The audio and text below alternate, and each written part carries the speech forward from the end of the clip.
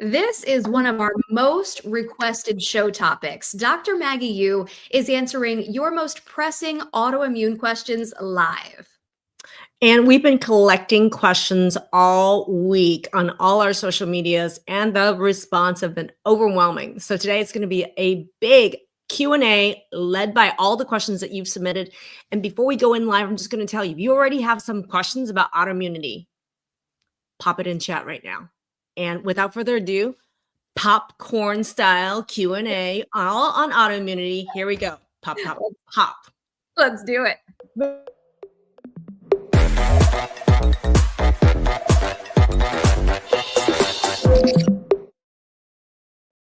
Pop, pop, pop it on in, and Dr. Maggie will pop off with some replies. Thank you so much for joining us today. I'm Anna Manuel alongside Dr. Maggie Yu. This is going to be fun, Dr. Maggie. I am excited because we last 2 weeks ago, we did a live where I was talking about is a diagnosis necessary for autoimmune? Do I have autoimmune? That seemed to be one of the top questions that we answered about 2 weeks ago. And then a slew of ginormous questions came from our audience about, is this autoimmune? Is that autoimmune? Like, what is this MIS syndrome that you keep talking about with autoimmunity? And all these other questions. So you know what? We posted all of our socials and we said, hey, everybody is watching right now. Pop one question you have about autoimmunity into chat right now. And tell me where you're watching from, okay? Because we've collected over, at this point, about 65 different questions from different social media platforms that we're on. If you are watching on any of our Facebook channels, pop over to YouTube. We are live on YouTube. That's where I see your comments live that are coming in. Tell me if you're watching from YouTube, put a boom in chat. That'd be really awesome. And please click subscribe to the channel and ring the bell to get notified every time we come live. Well, thank you for taking the time to answer these questions, Dr. Maggie, because I know so many people would love to be able to have expert advice from you, somebody who has lived an autoimmune journey yourself, who has treated thousands, worked with thousands of people who have autoimmune disease and just mystery symptoms that they don't know if they're autoimmune or not. And so with your personal experience and your personal story, it's going to be invaluable to tie it all together for people today. Well, I just want to give everyone a little perspective. Like, who am I? What do I do? And why am I here? Essentially, I am a functional medicine MD, a medical doctor, licensed, actively practicing. I graduated from UCLA. And medical undergraduate and medical school. And I have been practicing many years as a family medicine physician before I got sick with all these mystery illnesses and symptoms that myself and my colleagues couldn't describe or diagnose, which later turned out to be a whole heck of a lot of autoimmune targets that were under attack in my own body. And as a result of going outside the box of traditional or conventional medicine, I went way outside the box and really started to look at my own symptoms of early menopause, undiagnosed thyroid disorders and symptoms, fibromyalgia, chronic pain, ADD. I started looking at all these different symptoms and I started to realize that there were patterns. And there is a pattern of something I call MIST, which is multi-systemic immune symptom targeting, which is all various different parts of my body under autoimmune attack, one pattern, one syndrome, multiple different targets of autoimmune attack. So that in itself, that realization and realizing that, and then realizing, whoa, there's actually a protocol, a system way we can take a look at what's feeding this syndrome and how do we calm that down so that all targets can be under control over a fairly short period of time when you know how to work the system, right?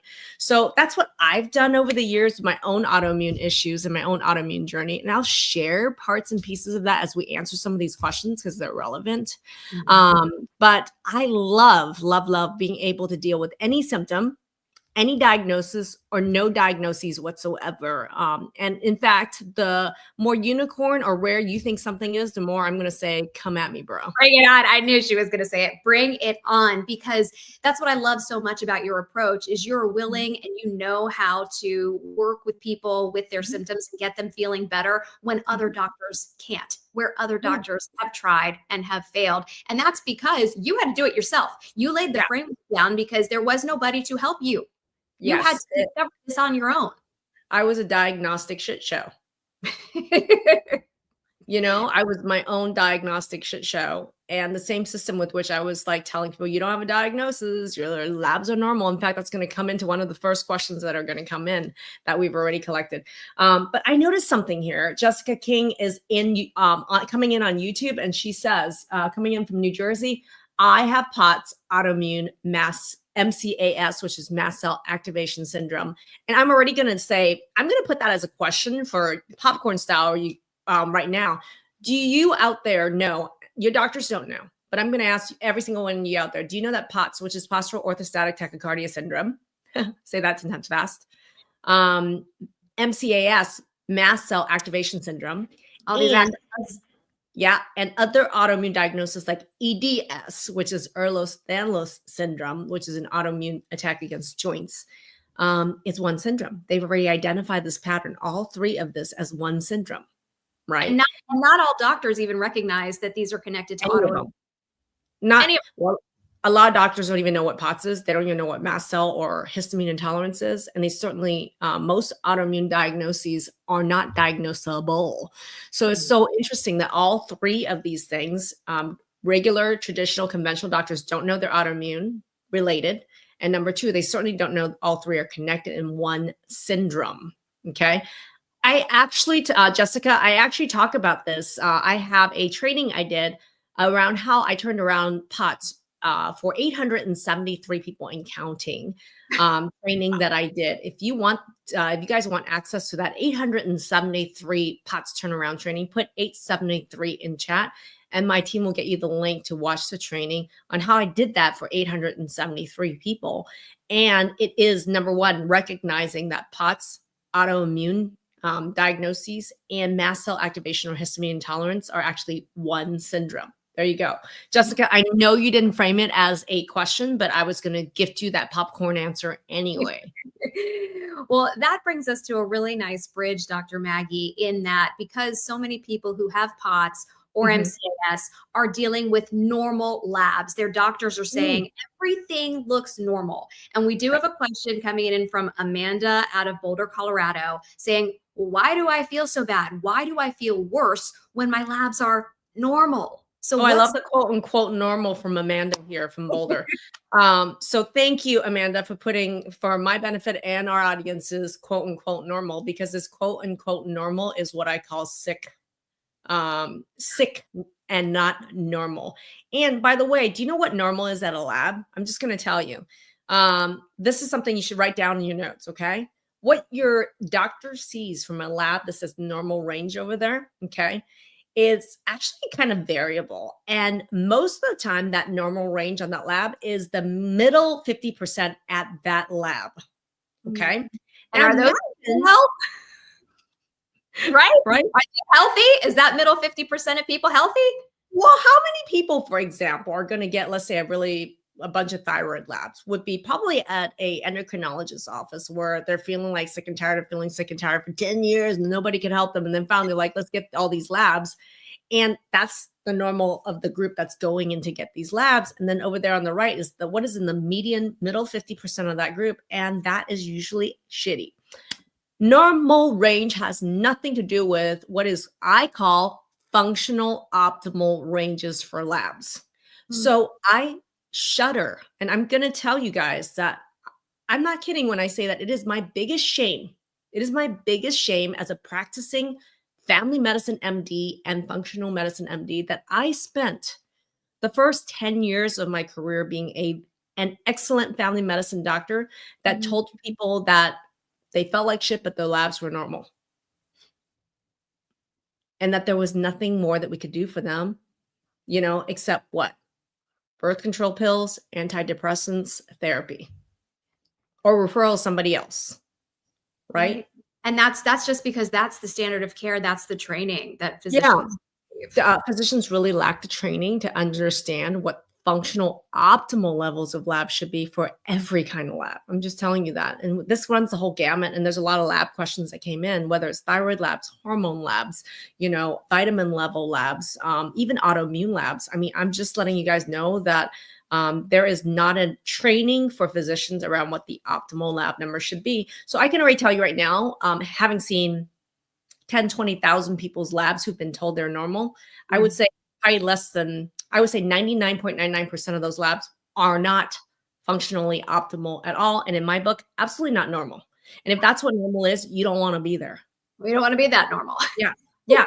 So that's why is that there's a lack of training for functional lab values and functional optimal types of testing involved. Lack of physician training in there. Okay. And on that note, you mentioned thyroid labs a couple times. You also have personal experience, right? With yourself, not just that you've worked with thousands of people who have dealt with this, but you yourself have lived it. Yeah. I'm going to say anybody who has a thyroid issue going on, put thyroid in chat right now. Or if you suspect you have thyroid, put thyroid in chat. And if you know somebody with thyroid issues, you better share this video with them right now. Because, I feel like a lone crusader from the medical doctor world that truly, really understands that, believe it or not, no matter what diagnosis I deal with, whether it's an autoimmune disease, mast cell activation, POTS, you name it, any sort of Sjogren's, colitis, ulcerative colitis, you name it, right? Doesn't matter what the diagnosis is. 90% of those people coming to me, working with us, with the lab testing that we do, and the understanding of functional values, have a thyroid problem. Okay. Say the percentage one more time for the people in the back. What was it? 90%. And Sheila's in chat saying thyroid. Christy is saying thyroid. Amy says Hashimoto's, right? And Samantha's saying thyroid, right? And I'm going to tell you that I went, when I first, at 30 years old, got my first bout of postpartum depression and hair falling out and everything, I didn't even have a thyroid check by my physician, not even one lab. And then on the second time, when I developed postpartum insulin resistance, diabetes, fibromyalgia, I had one test done on my thyroid, a TSH, and I was told my thyroid was fine. And it wasn't until, wow, how many years after that? 4 years after that, 3 to 4 years after that, on my own volition, as I was learning more and more on other types of thyroid testing, that I ended up testing positive for autoimmune targeting of my thyroid, Hashimoto's, right? And quote unquote, they were just borderline high per my physician and endocrinologist. So I didn't really have autoimmune thyroid. Not true. Okay. This goes to also tell you that testing for autoimmune diseases are really inadequate, because supposedly I was borderline and the next test I was negative, but then 6 months later, that test was crazy high. So that doesn't, but I was told I don't have that problem. How many of you have had that issue, right? And I'm going to just also give you guys, using the thyroid as an example. Type in chat, all right? Those of you that have worked with me. How many, like just in the thyroid alone, which is the size of a walnut on your neck, how many different targets of autoimmune attack do you think on a thyroid alone? How many different targets are there that are under attack? Type in chat, okay? Because I'm going to tell you right now, blood test-wise, there's only typical lab 3 targets that are being tested. Okay. On a typical lab. On an expanded specialty lab, maybe 11. But do you know how many different targets there actually are? Kate knows. 6,000 different targets on the thyroid alone. So how much do you guys think we're under-diagnosing autoimmune disease of the thyroid then? If we can only test 3 out of 6,000 targets at the most common labs, and 90% of patients have never even had it tested, even those 3 targets. And if those 3 targets tested negative, does that mean the other 5,997 targets are negative? But that's what doctors will tell you, right? If those come back negative, they'll say, well, great news, you don't have an autoimmune thyroid condition. Bull, right? Because how do I know I have an autoimmune thyroid condition? Because over time, right, I was looking at how my thyroid was actually functioning. And I teach everybody I work with this is, no, you can actually see how your thyroid is functioning today Next week, you can actually take a look at the function of it. And some of the hallmarks that we see is there's a pattern of fluctuating function in someone whose thyroid is under attack. That's the bingo, winner, chicken dinner. And that is not shown by a TSH test alone whatsoever. And in fact, that's the worst test to get to understand the fluctuating function of your thyroid that's under attack as a target, right? And yet that's the one that every doctor orders. Correct. So I don't want to get too deep into the mud, but I'm going to tell you that the underdiagnosis of autoimmune disorders is staggering, which is why for me, it's so important when I work with people is to look at the picture, look at their history. In myself, for example, even just looking at my labs, and also my symptoms, and also my family history, right?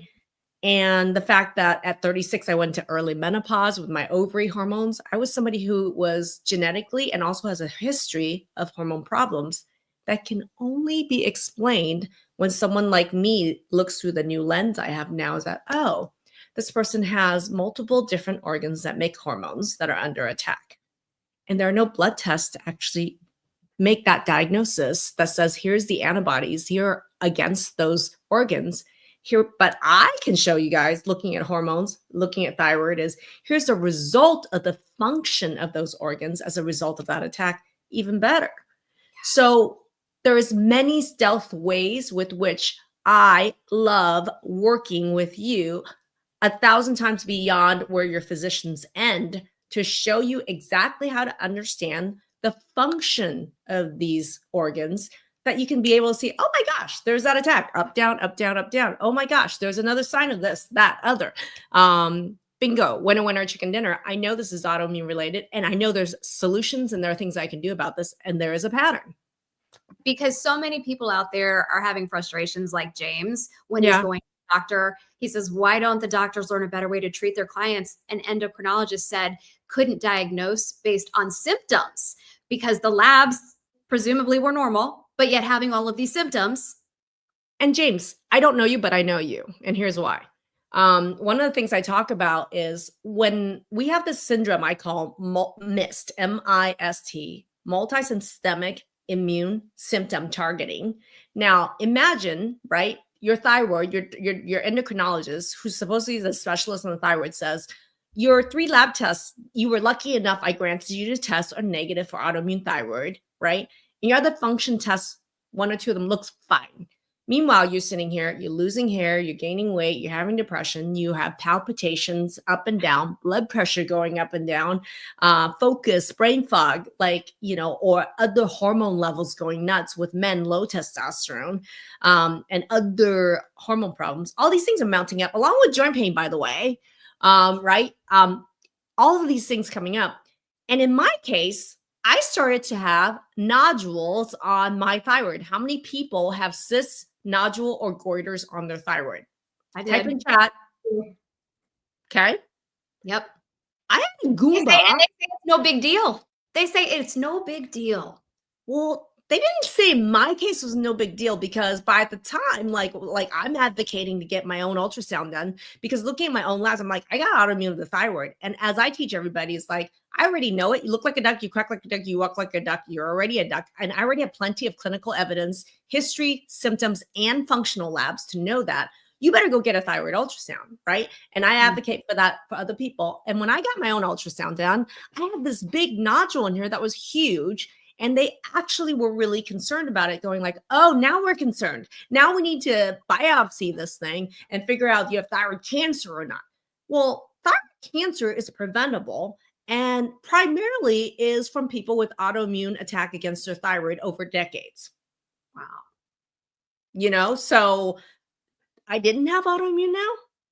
Yeah. How many people out there with thyroid cancer, nodules, goiters, and cysts have never been told that that's a result of an autoimmune attack against your thyroid and you have autoimmune disease?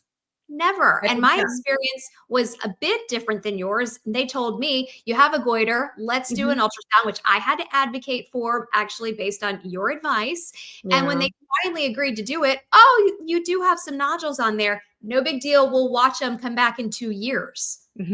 So there has never been a connection. Oh, your autoimmune that exists throughout your body is now attacking your thyroid. You are at a higher risk of cancer because of this. Never was it mentioned. Come back and they say there's nothing you can do about it, which is total utter bull. Okay. Right. Because I mean, for me, this is why I have Thyroid Protect here. To me, I'm going to remember to use it. This is how I remember to use it, because put it on now. I'm going to put it on right now. Because believe it or not, there's so much that can be done for autoimmunity. No matter where the target is, there's a million things that you can do to protect the targeted area. And also, to protect the area in general, basically. So thyroid cancer, as an example, is a preventable outcome of having autoimmune attack against your thyroid. And one of the things I teach is Thyroid Protect cream. You use this cream and you put it over your thyroid size twice a day. And we actually have tons and tons of clients who will measure the nodule now. 6 months later, we'll measure again. A year later, we'll measure again. It actually stops the growth of nodules, goiters, and cysts. In many people, decreases the size. And in some people, completely disappear. Right? So the number of tools that are there for autoimmunity is staggering if you know about them, right? But you've got to first be able to identify in people that they have an autoimmune issue going on. There's a target that's under attack. We can measure it. We can evaluate it. We know the problem, and then we know how to fix it. And then that way, a million tools can be brought in. And that's what makes autoimmune so much fun and so exciting for me. I know people have questions about how they get that Thyroid Protect, because you just me too, my friend Sheila. How are you?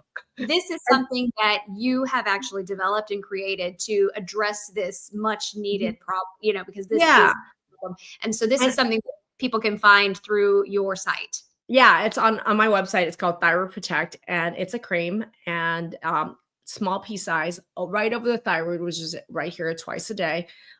Really noticeable difference. And, and so interestingly, I'm one of those people where I'm so attuned when I see someone, I can tell looking at someone in person or on Zoom, right? How much swelling there is in this area, and how many people don't realize that, like, swallowing difficulties or even just thick, a little bit of thickness in this area is, that's visible evidence that there's an attack going on in this area, right? And interestingly, I'm just going to talk about something bonus for all of you thyroid fans out there, is that since I'm a Hashimoto's thyroid person as well, is that people with autoimmune thyroid, which I'm telling you is 90% of the people I work with, also their immune system likes to target their ovaries or their testes on their sex hormones. Their immune system likes to target their adrenals, which causes them to have, anxiety, panic, blood pressure, and heart rate changes up and down, fight or flight, right? And it can attack the pancreas, which can impact blood sugar balance. So you're feeling like you're always in this hyper or hypoglycemia thing back and forth. It's like the syndrome, essentially, where your immune system loves to look at these hormone-making cells and says, I'm going to attack you, I'm going to attack you, I'm going to attack you. And then for me, full circle moment coming back here, I look at all of them and I say, we're going to stop all these attacks once and for all, because I know what's causing and feeding them. So many people are out there saying, yes, that's me. How does she know to connect these symptoms? You're able to see these patterns. That's really what it's back to, is you've seen these patterns because you've seen so many people that have had these same cases. Amy Curtis says, amen, sister. And Samantha says, so much fun.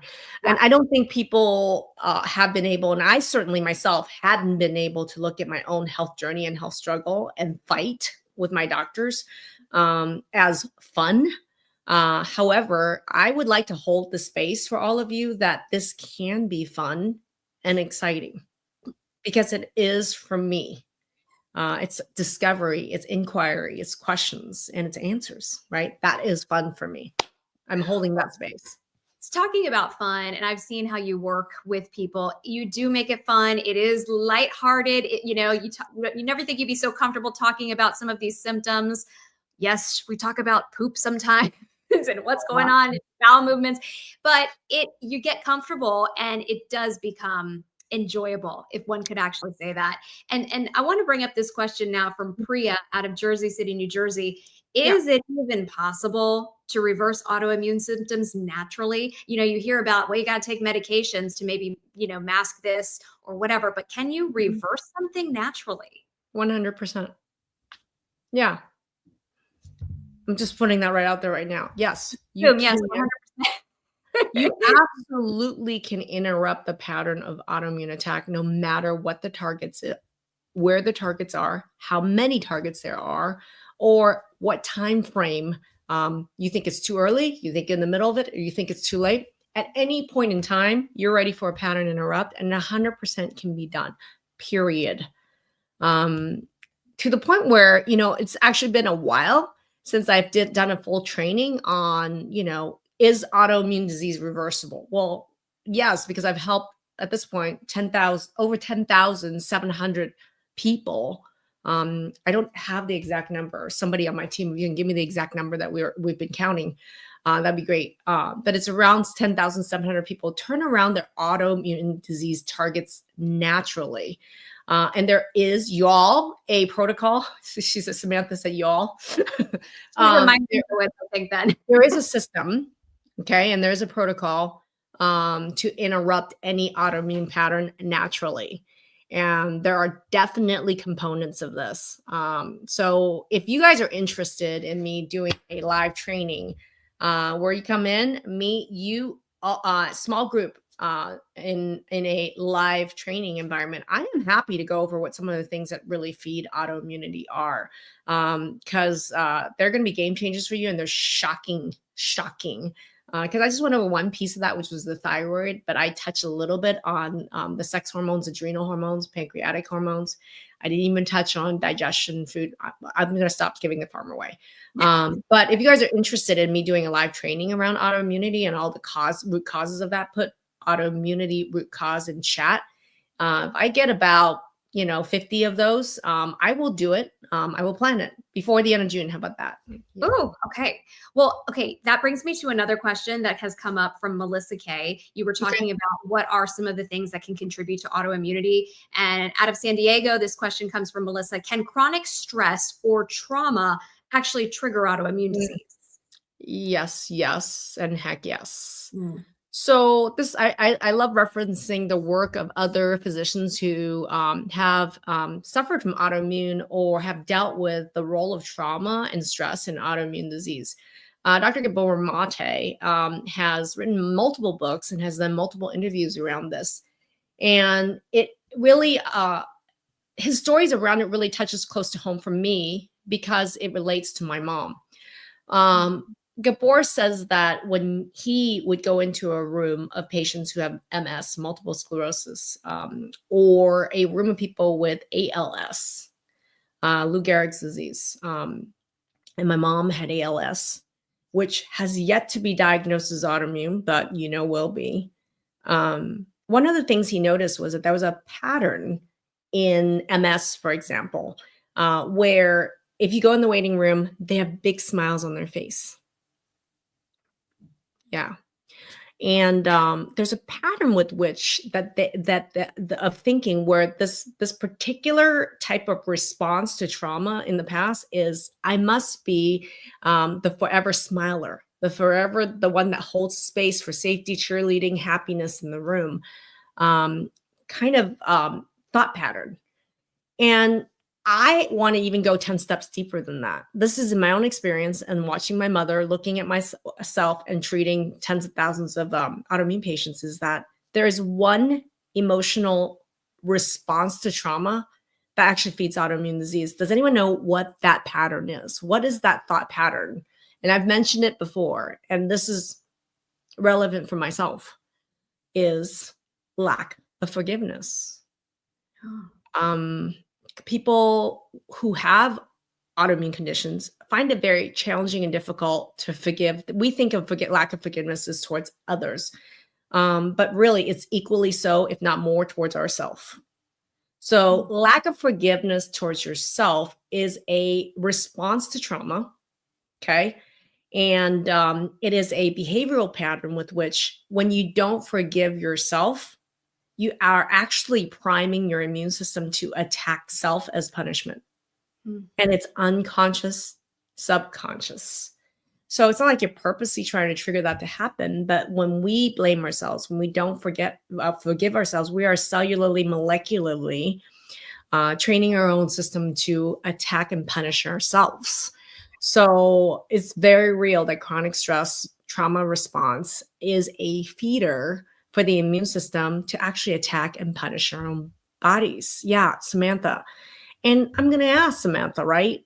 Really sit for a moment and quietly ask yourself, all of us here, do I struggle with forgiveness? I do. I do. I do. You mentioned that you see so many types of people who get autoimmune disease. Oftentimes, they can fall into some of these similar categories Mhm. of personality types, the way we think, right? Mhm. And Sonia mentioned something that I thought you were going to mention as well, which was sometimes it's people pleasing, you Mhm. know, and how many of us out there either have trouble with forgiveness, whether it be ourselves or others, or are the people pleasing people Mhm. where we worry about ourselves last. Really do. And, and even in my exploration thing and my work on myself, I love Richard Schwartz's book, which is called No Bad Parts. If you guys haven't read it, it'd be really great to read it. It's been really an interesting journey the last, year or so, really digging into myself as having parts. There are parts of me. And I myself have a higher self. And it's been really interesting meeting and understanding some of my parts that are screaming bloody murder. This guy's telling I have some Chicken Little parts. And there is the part of me that's at my higher self, but really getting to know myself and my parts has been the most wonderful journey of discovery. In having, true love, kindness, compassion, gratitude, thankfulness for these parts that has made it very difficult in the past to forgive myself. I have not had a wonderful, loving relationship myself with my own parts. And so having to negotiate, not only working on my physical health and having my body work together without one attacking the other, right? But also working on myself personally to love myself, all my parts, and to have all my parts really enjoy coexisting in here, talking with each other, and having a loving relationship with me has been like the greatest, funnest journey and most meaningful of my life. And is this what Jonathan here is talking about as well with IFS? IFS, correct. I really love pairing IFS work with working with people with chronic disease and especially autoimmune disease. I see incredible outcomes when we make peace and we accept, we love, we forgive ourselves and our parts. And what the actual mirror of that on our physical recovery is staggering, staggering. And that has been the case for me and for thousands of people that I've really worked with is, really working through those pieces together. And that is a big part. People may not realize when they do work with you, you're not just working on, okay, let's do this testing, let's do that testing. A lot of it is emotional work, is mindset work. It is working on those things that are intangible that must be addressed to address your symptoms. Nobody really wants to hear about that or likes to hear about that, and that's okay. I think the most important thing for people to realize is if I'm going to need to get the outcomes of like the words I hear on outcomes are, I want to just be myself 8 years ago. I want to get my life again. I wish I could go run again. I wish I could go to all my kids' baseball games again or plays.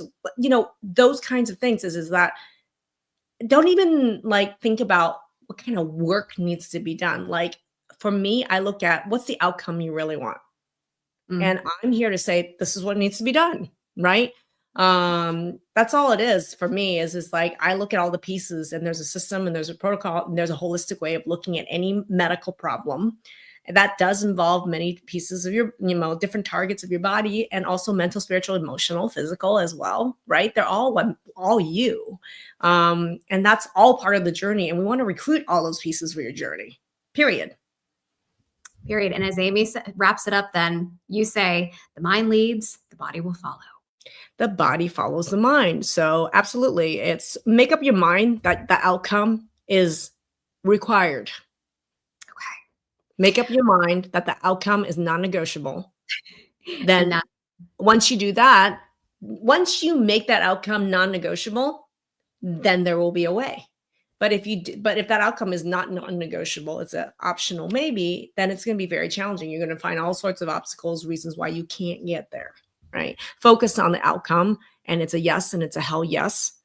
Making a commitment towards that for yourself, like a 10 out of 10 commitment for that. Otherwise, it ain't going to happen, which is why for me, like, starts here.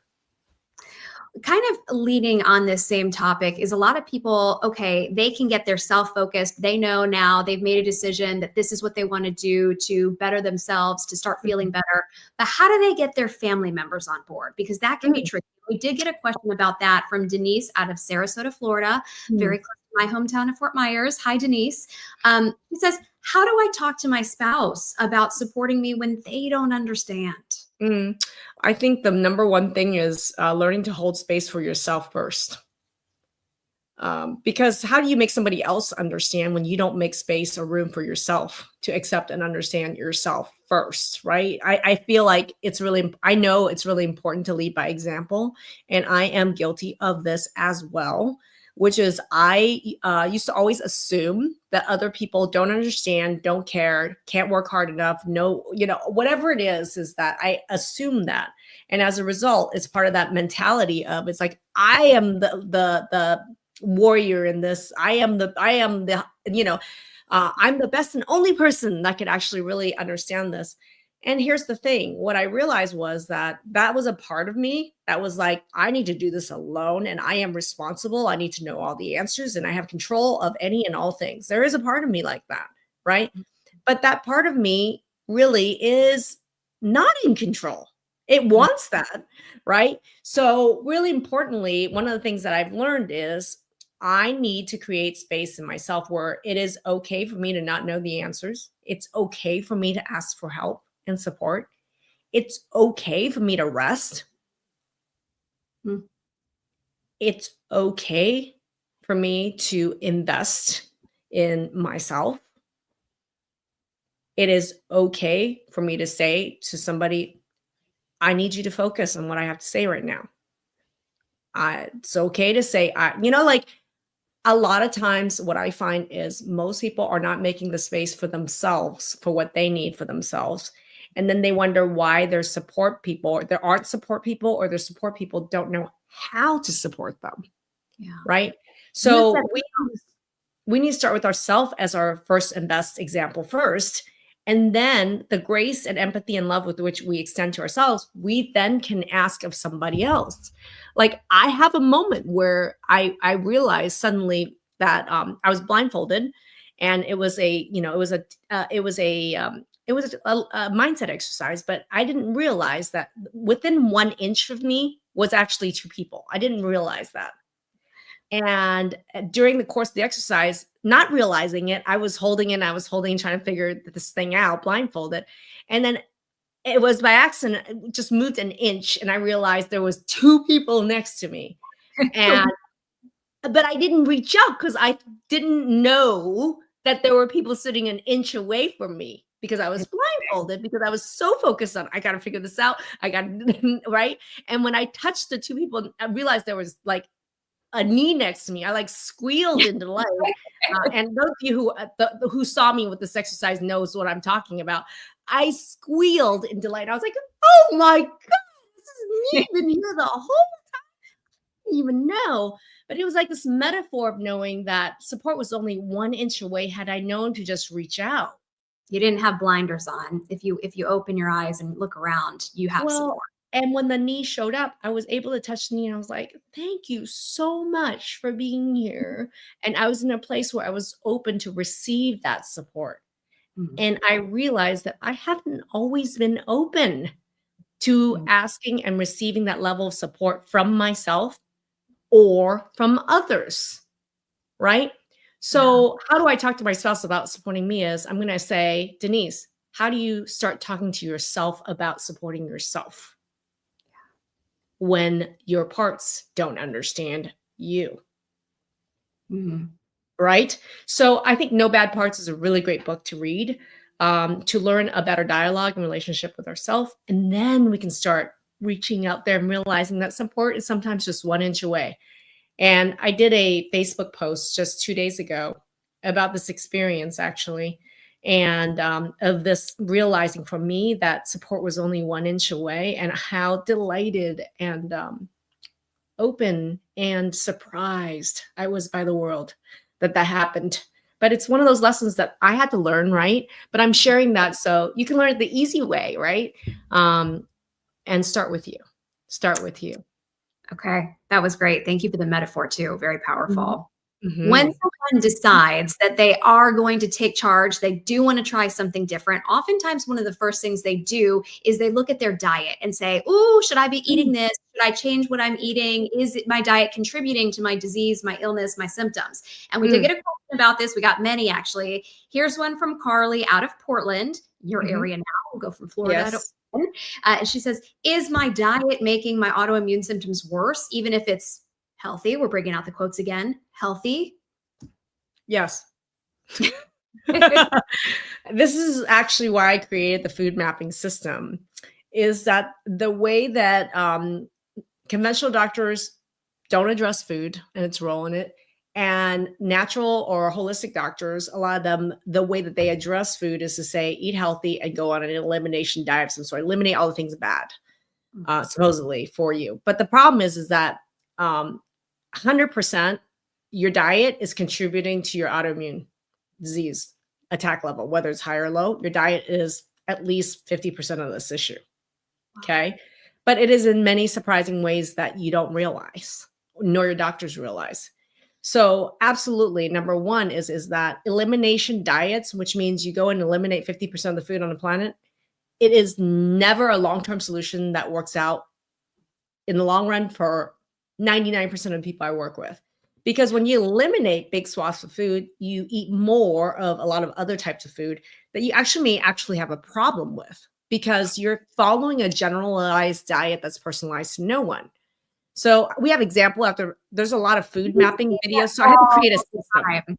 All the time will people say that. Well, I stopped eating dairy or I stopped eating gluten and then I started eating a lot more of almond milk or whatever it may Well, be. like that's so cool. Kate was pointing out, we have all these, like Sky was somebody I was interviewing live, and she was like, I was eating healthy. I was making these smoothies, right? And there was somebody the other day where we were just talking to her, and she was making a smoothie every morning that contains banana, almond milk, and no, it was banana, almond milk, and I think it was chia or something in it. And every morning she was having this healthy, organic, part of her elimination diet.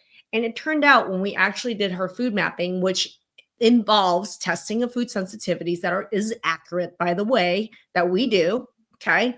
Um, and we found out that it was banana, chia, and almond. That was All her of sensitivities. And she thought she was avoiding milk, eggs, all these other things, and she didn't even have to. Those weren't even the problems. And she was one of those people that was like, I'm getting healthy. Why am I not getting better? And yeah. that was why. And it's like Sky shared it in story as well. If anybody wants to see Sky's video, I'll put SKYE in chat. We can share her video interviews with you. And it's just staggering for her. Like, and most people I find is that food mapping is a process where we do testing. There's got to be data that we measure from you. It's got to be personalized. It's got to be accurate. And based on her testing, it was like 2 to 3 things. That's it. She removed those within a couple of weeks, maybe even days. Boom, my pot symptoms are gone. And Like, it only can had be to that remove dramatic when it comes only to had food to remove a sensitivities. couple things. Because Yeah. we've interviewed other people that have graduated from your program that had Mhm. been before started working with you only eating 3 things. No joke. I remember an Oh, yeah. interview where they were eating like avocado Yeah. and oatmeal and something else, and that was it. Yeah. Yeah. That's a challenging life. Well, and a lot of times they go down to those 3 things, sometimes because of an extreme elimination diet they were told to do, but sometimes because here's the other reason, is that people with autoimmune disease have lots of digestion problems and nobody's talking about this problem. And so if you have digestion problems that nobody's identified, no one understands, and no one can tell you how to deal with, then a lot of the reactions to the food is related to poor digestion and not food allergy.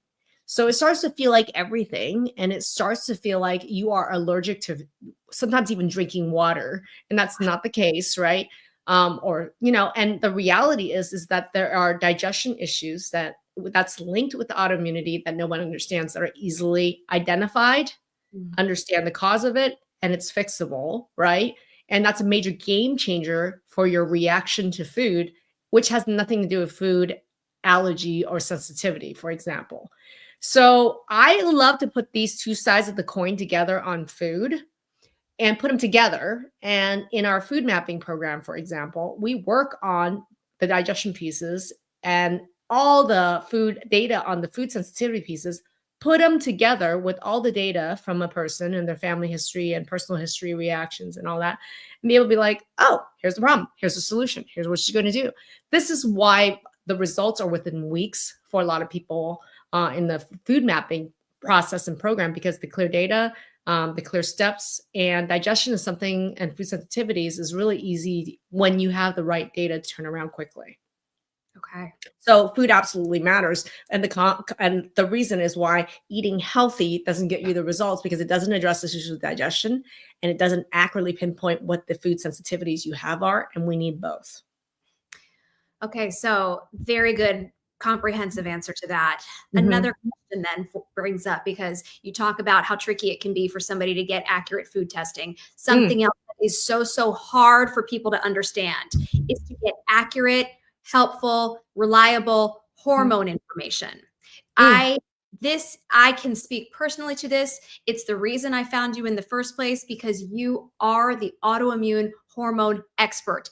It's only you. In my opinion, you are the expert. You are the authority on this in the world, because no one knows hormones and autoimmunity like you do. And so there's a question, there's many hormone questions. This one's coming from Sonia in Scottsdale. Can hormone changes in perimenopause make autoimmune symptoms worse? That is, yes. This is Sonia. In fact, Sonia from Scottsdale, I'm going to tell you the number one person that shows up. I mean, we talk to about 100 people a week, of which 50% of them are struggling with multiple autoimmune symptoms and worsening or flare. And of that, let's say, that's 50 people a week. And I'm going to ask you guys, what do you think is the average sex or age group of that group of people we talk to? 50 people a week. So that would be 100, let's say 150, 200 people a month. That is about autoimmunity that we would speak with. What do you think is the sex of the person? And what do you think is the age of the person? Type it in chat. And this, I'm going to tie it back to hormones, everybody. Which is, did you know that 60 to 70% of autoimmune sufferers are actually women? Facts, data, read all the studies. Okay. Women get more autoimmune stuff than men. Okay. And the average age that they come to me is 47 years old. Well, look at Shelly. She said female 45. Very, pretty much spot on, Shelly. Yeah. It is female, 47 years old is the average. Meaning anywhere from 37 to 57 is really where, 90% of the people in the autoimmune group that we speak with. Now, that's because it is in this time frame that these women with autoimmune issues are going through a lot of perimenopausal changes of hormones, meaning fluctuations of hormones, right? This is so what I have said in many hormone trainings, okay? If you are, we also have a hormone checklist. If you're interested in getting, looking at our hormone checklist and a training series, type in chat hormone checklist or hormone training series, or pop to my YouTube channel and just search Maggie Yu MD and hormones. But it is the times when women, and I'll come back to men, when our hormones are changing rapidly is a triggering event for autoimmune. Okay. And I have probably about 150 videos around this topic. Okay. So any time in life that you're having a big hormonal adjustment, right? Correct. So example, postpartum, when I delivered a baby, we don't just deliver a baby, we deliver a placenta, which is full of hormones. Boom, suddenly all those hormones drop. Boom, suddenly I actually was postpartum depression, weight gain, hair loss, Hashimoto's, autoimmune thyroid that no one discovered until I discovered it like 4 or 5 years later, right? Mm-hmm. Certain times of the month. How many people with autoimmune disease notice that if you are cycling certain times of the month, those symptoms get worse, or you have POTS or you have mast cells, certain times of the month it gets worse, right? Or how many people have constipation or diarrhea, but notice it's worse during certain times of the month? Because you know there's a hormone component even by your own body's response to it, right? I'll just Facts. raise my hand. I know I'll have joint pain always certain time of the month in my cycle. And Right. I was telling my doctor that for months and months, years really. And they were like, well, that must be in your head. I'm like, it's not in my head. I can see the pattern of this. Something's going on. What's the connection? Exactly. And I mean, I'm thinking about Olivia, we were just talking about the other day, where she notices certain times of the month her POTS is way worse, right? So there's no hormone component between POTS, postural orthostatic tachycardia syndrome, or dysautonomia with hormones. You betcha there is. And I love being able to take that piece, measure hormones, show people exactly why that's like this kerosene under the fire, balance hormones, POTS, dysautonomia, long haul, boom, instantly can be better, right? With that, because that's what's the kerosene that's feeding the fire underneath these autoimmune disorders and a lot of these chronic diseases. And for men, I'm going to tell you, I just had a conversation the other day, and this was with Travis, and we're talking about how he's had low testosterone his whole life. Okay. He's in his 50s, 57, and not once, okay, did the doctor ask, because I said to him, I go, you've been on low testosterone your whole life, and he's feeling worse and worse, by the way. It's not working as well as it used to. And I asked, have you once had a doctor figure out why would his testosterone be low from the age of 37 on? No, they just gave me testosterone. Well, do you know the number one cause of number one cause of low testosterone in men inappropriately, like in their early 20s, 30s, is there should be questions around whether there's an autoimmune family history. Is there diabetes, autoimmune disease history in the family, other autoimmune diseases, and there's also other things that are missed, like, sleep apnea in men. Like, people don't even realize that many men and women stop breathing hundreds of times in the middle of the night. And that's one of the main causes also of low testosterone men. He had never in his life been evaluated for obstructive sleep apnea. He was just given testosterone. And meanwhile, he's developing more and more joint pain, brain fog, irritability, focus issues that are like, there's an underlying autoimmune issue going on here, food-related digestion issues going on here. That's fixable. So excited to fix this for Travis, over the next couple months. But this is 37 to 57. He's been going through this. Which is challenging, because it just goes back to a lot of our issues with, you're never being asked this by your physician. The onus becomes on you to have to seek out this information for you to even know it. You have to be smarter than your doctors. And then if that's the case, you kind of feel like, how do I get help? I feel like I know more than they do. Yeah. So which is why really importantly, we're still answering questions popcorn style, but the really important thing is I can't help you by you watching this training. I would love for you or anybody that you think could benefit from the answers that we've given. If they want those outcomes, scan this code and there's a link in chat, book a call with our team. I want to talk to you. We want to know what's going on with you, what's in your history. We want to be able to ask these questions that nobody has and nobody won't. Right. So really importantly, I can't help you by you watching this, but we can help you by you telling us more about what's going on with you and having a conversation with you. We don't want to catch Travis at 57. I'd rather catch Travis, at 17, 27. But if I am catching Travis at 57, no problem. I'd rather catch you 57 than 58. I promise. Yeah. And Samantha says, take massive action. I am so glad that I did. Thank you, Samantha. And this is the first step. I mean, just get some information, talk to the team, see how you might be able to be helped. Let's popcorn through some quick Q&As. Okay. Well, another one that people have questions about is fatigue. And Rachel's from Nashville, Tennessee. How do I know if my fatigue is from autoimmunity or from something else? Yeah, fatigue is one of the most misunderstood symptoms, because when you go to a doctor for fatigue, do people even ask you what kind of fatigue it really is? Because to me, people don't realize what fatigue means. Like, there's such a level of brain fatigue for people that people are describing, or the physical level of fatigue is so like in your bones. And it's like after a night of sleep, you wake up and you are tired. You start out the morning that way. What the heck is the rest of the day like? But this brain fatigue is such a real thing.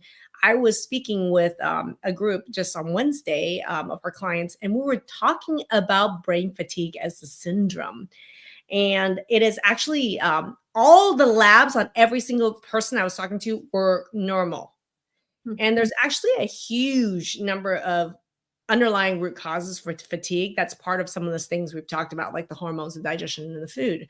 But there's also such a thing as mitochondrial dysfunction, which I won't go into in a lot of science detail, but where the energy making cells, making organs in your cells are actually blocked, not functioning properly.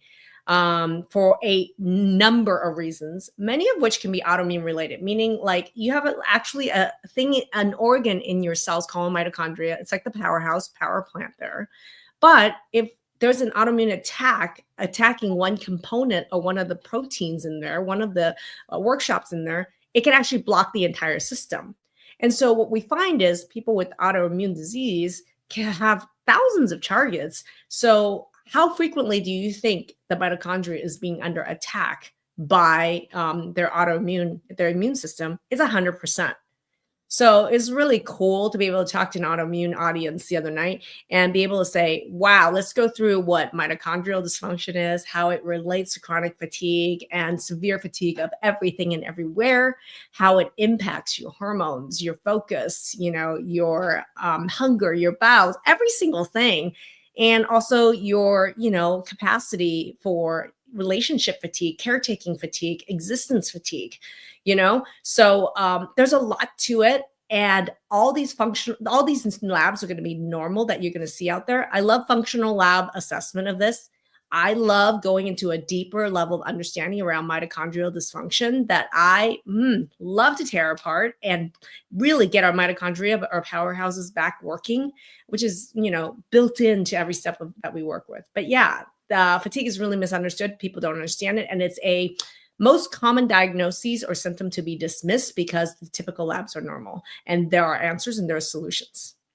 Okay, you mentioned typical labs are normal. When we're talking about testing, Evelyn from Minneapolis wants to know, what tests should I be getting for autoimmune disease? Yeah. And the answer is going to be, it depends, but really it's not really what the conversation is about, because here's why.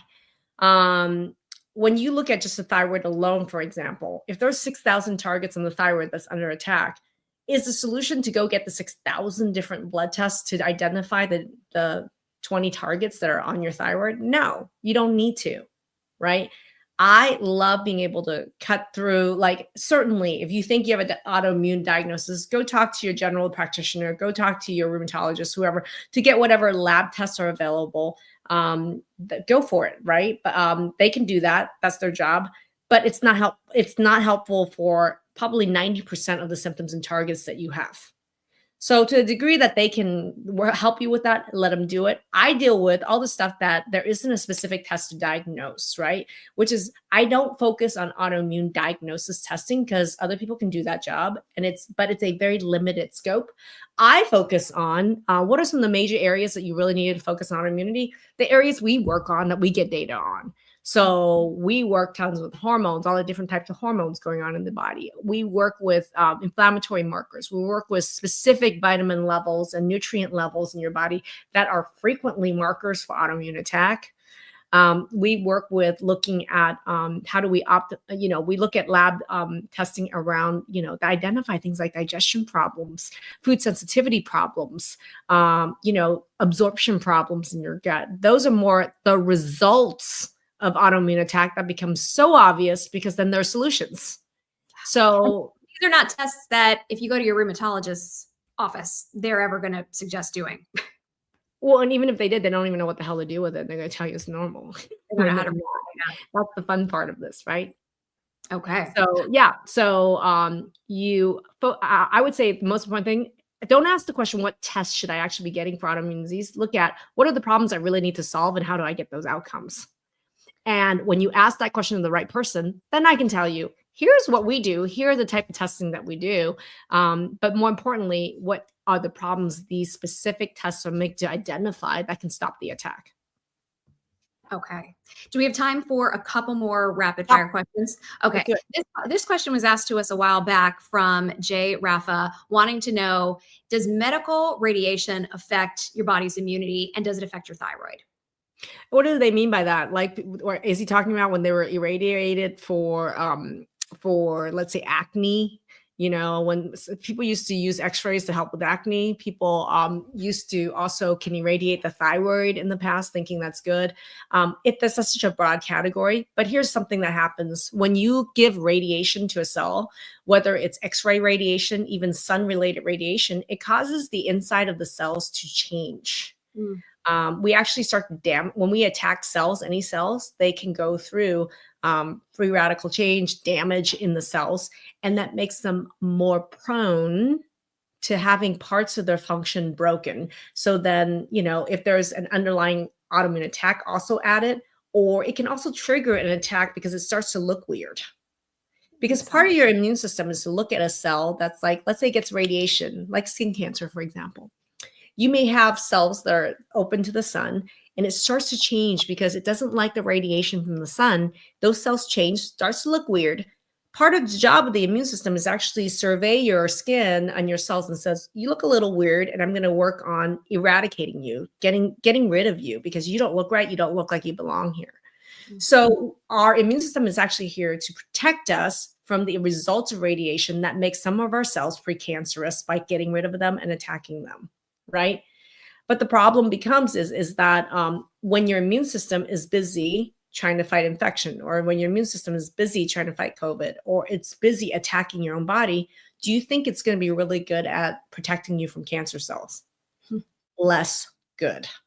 Therefore, people with autoimmune issues have way more cancers associated with it because their immune system is too busy doing other things that they shouldn't be. So they're not protecting you from cancer. So that's a long-winded answer to this. This is why it's so important to actually fix what's bothering your immune system so that it can work for you to do the right things instead of busy doing the wrong things. You know it all. I think this one is going to be a quick answer for you because this person just wants a follow-up to why did you say Ehlers-Danlos is autoimmune? I thought it was genetic. Yeah, it's a genetic autoimmune disease. Thank you very much. And I kind of want to wrap on this if you'll allow it. Somebody asked, I've seen 7 doctors. This is Jasmine from Austin, Texas. Okay. I have 7 different doctors. Why can't anyone give me a real diagnosis? Went through that because honestly, 90% at least of autoimmune disorders are not diagnosable by any blood tests. And when you're looking at these gold standards that regular conventional traditional medicine doctors have, the biomarkers aren't available. The testing and procedures they do are not accurate. So it's really the limitation of diagnostics right now. So instead of focusing on the diagnosis, focus on what I just mentioned, MIST, multisystemic immune symptom targeting disorder. That's what all of us have. It's multiple targets that are being attacked throughout the body, but there's no blood test to identify it. But clearly the pattern and the evidence is bing, bing, bing, bing, bing. So you don't have to convince me there's an autoimmune going on. But when you're done trying to find a diagnosis, because you don't need a diagnosis to start healing. That's the point. What I wanted to hear from you because you're the first person I ever heard say that. And it changed my life truly that, oh, I need a diagnosis. A diagnosis doesn't matter. It doesn't matter if you have one or if you don't. You can still work on turning things around. You and I have this conversation a lot, right? It really impacts my life. Yeah, but impacts most people's life and most doctors' life is what's the diagnosis? What's the diagnosis? What's the diagnosis? And I'm more, when people are talking to me, they're not, and I'm saying, I'm not asking what's the diagnosis. I'm like, what's the outcome you want? What's the problem? How do we get there? Right? That's what I'm interested in is problem, solution, problem, solution. And naming the diagnosis doesn't make it any clearer for me to identify what the problem is. Talking to you does. So talk to me so I can tell you what the problem is. And then I want to know what the outcomes you need are. And then I'll tell you how to get there. That's my relationship with diagnosis, why it's not necessary. And here's just one final reminder. If you do want to get more information from your team or try to book an appointment to start working with you, scan that QR code and that'll get you started. I feel like we went through only half the questions. I mean, If you guys feel like there's a ton of other questions that you have, feel free to continue to pop in and chat. I do watch, and those of you who are not watching on YouTube, pop over to YouTube right now if you can and subscribe to the channel. And those of you who need help, make sure you book a call with our team. I have, we opened up some slots actually over the next couple of days to accommodate all the autoimmune questions and people that are watching this right now. Would love to talk to you and get to know what's going on with you. Yeah. And Dr. Maggie, if you get a lot more questions, I think this is such a helpful and popular topic. Maybe this that you can do again in the future. Well, I'm going to tell you right now, pop your questions in chat right now. Wherever you're watching from, especially if you're on YouTube, go in the comment section and pop the questions in. I am going to go and read every single comment over the next 48 hours, okay?